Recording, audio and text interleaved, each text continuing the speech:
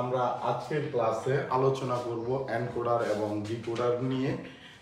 দেখো আমি এখানে একটা চিত্র আঁকছি। দেখো একটা মানুষ, কম্পিউটার, মানুষ। বিষয়টা কেমন একটা জিনিস দেখো, একটা মানুষ বলতেছে যে এ অক্ষরটার কথা বলতেছে। এখন কম্পিউটার কি বলবে? আমি তো এ বুঝি না। কারণ কি? কারণ আমাদের যে কম্পিউটারের ভাষা হলো বাইনারি ভাষা। ও তার মানে আমাদের কি বুঝে? বাইনারি ভাষা বুঝে। বাইনারি ভাষা 0 আর 1 বুঝে। দ্যাট মিন্স কম্পিউটার বলতেছে আমি এটা বুঝি না। তো দেখো একটা প্রবলেম, মানুষের ভাষাটা কম্পিউটার বুঝতেছে না, ঠিক না? আবার অন্যদিকে আমাদের কম্পিউটার বলতেছে 1 0 0 0 0 0 1। অন্যদিকে আমাদের এই মানুষটা কি বুঝবে? মানুষ মনে করবে এখানে মনে হয় এত টাকা মনে হয় আমাকে দিচ্ছে, ঠিক না? কারণ মানুষটাও এখানে কম্পিউটার কি বলতে চাইতেছে এই জিনিসটা বুঝবে না। তাহলে লক্ষ্য করো এখানে দুইটা প্রবলেম। একটা হলো মানুষের ভাষাটা কম্পিউটার বুঝতেছে না, আর একটা হলো কম্পিউটারের ভাষাটা মানুষ বুঝতেছে না। এরকম সমস্যার দুইটা দূর করার জন্য আমাদের দুইটা ডিভাইস ব্যবহার করা হয়, যার একটার নাম হলো আমাদের এনকোডার, আরেকটার নাম হলো আমাদের ডিকোডার। আরেকটা ডিভাইসের নাম কি আমাদের? ডিকোডার। এখন এই এনকোডার এবং ডিকোডারটা মূলত কি করে একটা জিনিস দেখো। এই যে মানুষের ভাষাটা, মানুষ যখন এ বলতেছে, এই ভাষাটা যখন আমাদের এই যে কম্পিউটার বুঝতেছিল না, এই এনকোডার কি করবে? মানুষের ভাষাটাকে, আমাদের যে ভাষা, এই ভাষাটাকে কম্পিউটারের ভাষায় রূপান্তর করে দিবে। এখন এই মানুষের ভাষাটাকে যখন এই কম্পিউটারের ভাষায় রূপান্তর করে দিচ্ছে, তখন কিন্তু ও বুঝতে পারতেছে, ঠিক না? তো এই যে মানুষের ভাষাকে যে কম্পিউটারের ভাষায় রূপান্তর করতেছে, এইটার রূপান্তর করে কে? এনকোডার করে, ঠিক আছে? আর অন্যদিকে দেখো এই যে আমাদের কম্পিউটারের ভাষা, এই কম্পিউটারের ভাষাটা আমাদের বুঝে না কে? মানুষ, ঠিক আছে?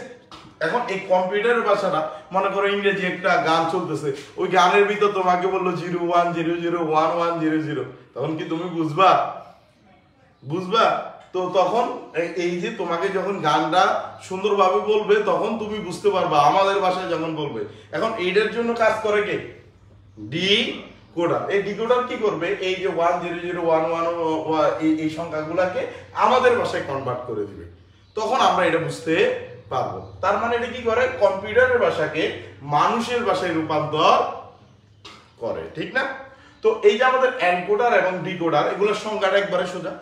মানুষের ভাষাকে কম্পিউটারের ভাষায় রূপান্তর করাকে এনকোডার বলে, কম্পিউটারের ভাষাকে মানুষের ভাষায় রূপান্তর করাকে ডিকোডার বলে। দেখো এই যে এটা এর বাইনারি মান কিন্তু 1 5 0 1।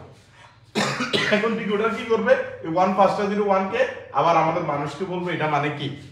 এ। বুঝাইতে পারছি? এই যে মানুষের ভাষাকে কম্পিউটারের ভাষা, কম্পিউটারের ভাষাকে মানুষের ভাষা, এটা রূপান্তর করার নামই কি? Encoder, decoder. বুঝাইতে পারছি? তো আমরা আজকে বেসিক্যালি সর্বপ্রথম 5-6 মিনিটে আমরা এনকোডারটা নিয়ে আলোচনা করব। এরপরের ক্লাসে আমরা ডিকোডারটা নিয়ে আলোচনা করে দিব। আচ্ছা দেখা যাক এনকোডার এবং ডিকোডার উভয় 3 প্রকার। এনকোডার এবং ডিকোডার উভয় কত প্রকার? 3 প্রকার। দেখো একটা বাইনারি এনকোডার, অক্টাল এনকোডার, আর একটা হেক্সাডেসিমাল এনকোডার। ডিকোডারের ক্ষেত্রেও same, binary decoder, octal decoder এবং হেক্সাডেসিমাল ডিকোডার। এখন একটা জিনিস দেখো, এই সার্কিটগুলোর আমাদের ব্লক চিত্র আঁকতে হয়।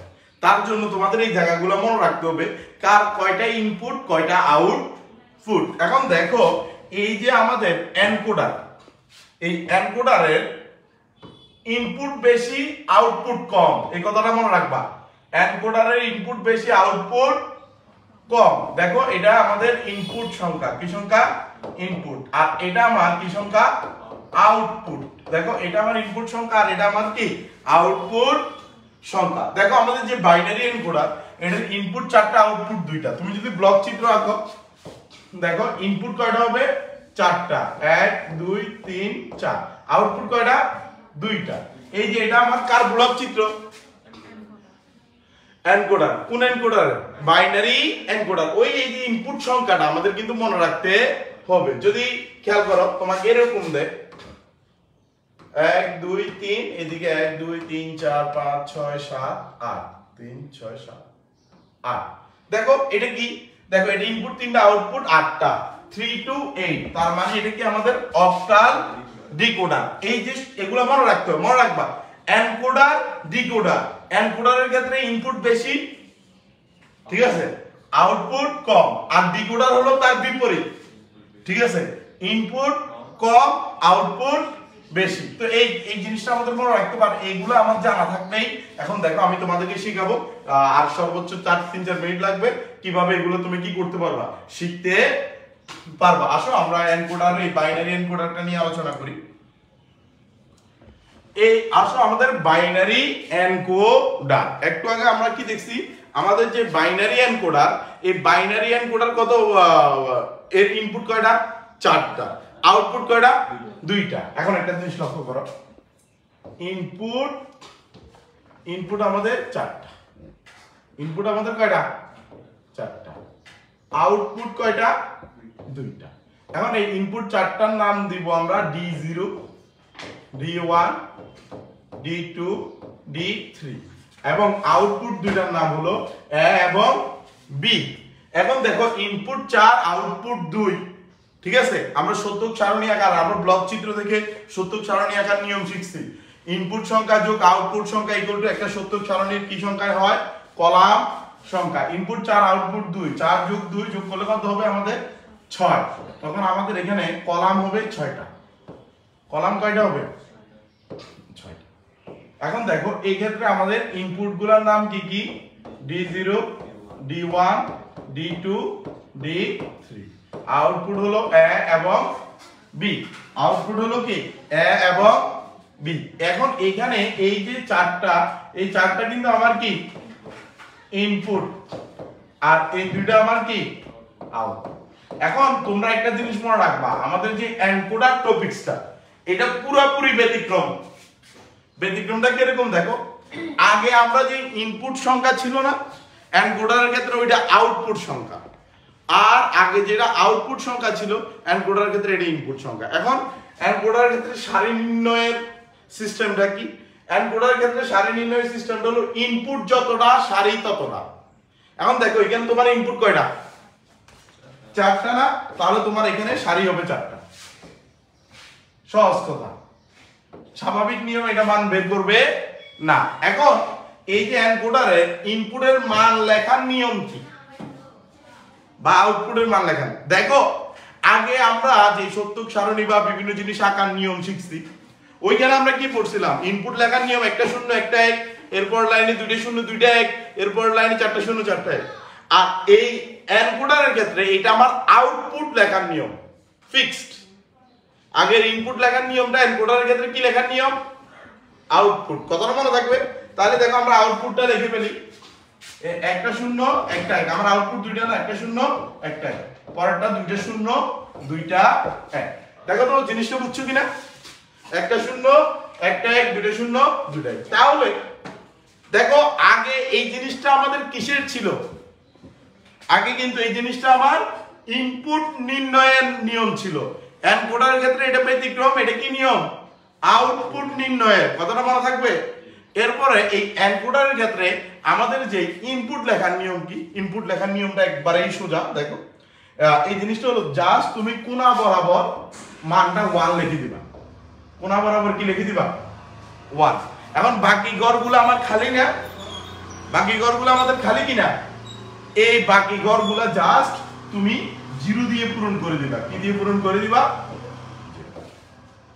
খেয়াল করো এই যে হয়ে গেল এর সত্য সারণী হয়ে গেল কি সত্য সারণী দেখো তো বুঝছো কিনা দেখো এই সত্য সারণীটা লেখা এই সত্য সারণীটা কিন্তু মেইন ফ্যাক্ট এখানে ভালো করে লক্ষ্য করো ইনপুট আগের যে ইনপুট লেখার নিয়মটা ছিল এনকোডারের ক্ষেত্রে এটা আমরা আউটপুট লেখার নিয়ম একটা শূন্য একটা এক দুটো শূন্য দুটো এক আর ইনপুট লেখাটার নিয়ম কি এনকোডারের ক্ষেত্রে আউটপুটটা এই ইনপুটটা কোণা বরাবর 1 বাকি ঘরগুলো কি দিয়ে দিব 0 এখন একটা জিনিস দেখো এটার মানটা বের করব কিভাবে এখন আউটপুট বের করব না এখন একটা জিনিস দেখো এই যে এটার মান তোমার A এবং B দেখো এনকোডারের ক্ষেত্রে মনে রাখবেন এনকোডারের ক্ষেত্রে স্বাভাবিক সত্য সারণীর যে নিয়মগুলো কোনো কিছুই মানে না, ও ব্যতিক্রম। এখন একটা জিনিস দেখো, তুমি এ বা বি এই অক্ষরগুলা কোন কোন জায়গায় 1 দেখবা। দেখো এই যে এই জায়গায় 1 আছে, ঠিক না? এটা এই জায়গায় 1 আছে না? এই জায়গা বরাবর ইনপুটটা কোথায় 1 আছে দেখো, এইখানে না? আর বি আবার এ কোথায় 1 আছে, এখানে না? এই জায়গা বরাবর ইনপুটটা কোথায় 1 আছে, এখানে না? দুই জায়গায় আছে কিনা? এখন দেখো এই জায়গা বরাবর ইনপুটটার নাম কি? D2। এই জায়গা বরাবর ইনপুটটার নাম কি? D3। এখানে মানটা কিভাবে বের করে জানো? এই a সমান সমান ও লিখবে, এটা 1 ছিল ইনপুটের কোন লাইনে, এখানে না? এটার নাম কি? D2, ও লিখবো D2 যোগ, এরপরে এটা কোথায় 1, এখানে না? এটার নাম কি? D3। মানে মূল কথাটা আমি তোমাদেরকে একবার সহজ করে বলি, এনকোডারের ক্ষেত্রে ইনপুটটা যে যে জায়গায় 1 থাকবে, ঠিক আছে, তুমি আউটপুটের লাইনটা দেখবা আউটপুটটা কোন কোন লাইনে 1 আছে, ওই লাইন বরাবর ইনপুটটা এরকম ভাবে তুমি আসলে যে কোনো একটা লাইনে 1 থাকবে, ওই লাইনটাতে এসে দেখবে এটা নামটা কি, ওই নামটা শুধু লিখবা, ঠিক আছে। এরপরে দেখো এই যে বি, আমাদের যে বি অক্ষরটা এখানে খেয়াল করো তোমরা, আমাদের যে বি অক্ষরটা এটা যদি লক্ষ্য করো তাহলে এই বি তে কি দেখো, দেখো এই যে বিটা কোথায় 1, এখানে না? এখানে কিনা? এই জায়গা বরাবর তুমি খেয়াল করে দেখো এই যে ইনপুটের ঘর কোথায় 1 আছে, এটা না? এটা কিনা? এটার নাম কি? D1, ও লিখবো b সমান সমান D1 যোগ, ঠিক আছে। এরপরে বিটা কোথায় 1, এখানে না? এই জায়গা বরাবর কোথায় 1, আবারও এটা না? আবারও এটা কিনা? এটার নাম কি? D3, ও লিখবো D3। দেখো এই যে এর মান আসে D2 যোগ D3, বির মান আসে D1 যোগ D3। মনে রাখবা একটা লাইনের পর একটা লাইন নিচে নামলে আমরা যোগ দিয়ে লিখি। আমি তোমাদেরকে এই জিনিসটা আরো একটু ক্লিয়ার করে দেখাই। দেখো এই মান বের করাটা কিন্তু খুবই ইম্পর্টেন্ট, এটা বের করতে পারলে তোমার জন্য সহজ, ঠিক আছে। দেখো এটা তো তুমি সত্য সারণী আকার নিয়ম পর্যন্ত গেলা, যেহেতু এনকোডার একটু ব্যতিক্রম, ঠিক আছে। ডিকোডার আবার স্বাভাবিক, ওইটা তোমাদের বুঝতে কষ্ট হবে না। এখন একটা জিনিস দেখো, এই যে এ কোথায় 1 আছে, এই জায়গায় আর এই জায়গায়, তুমি এই জায়গা বরাবর ইনপুটের ঘরে আসবা, এই যে এ কোথায় 1, এখানে না? এটার নাম কি? D2, লিখবে D2, ঠিক আছে। ওই আগের মতো D0 এর উপর বা D1 এর উপর বা ওইগুলো লাগবে না, এনকোডারের ক্ষেত্রে এই নিয়ম থাকে না, ঠিক আছে। এরপর বি আবার কোথায় 1 আছে, এখানে, ঠিক না? এটা বরাবর কোথায় 1, এটার নাম কি? D3, তখন তুমি লিখবে D2 যোগ D3।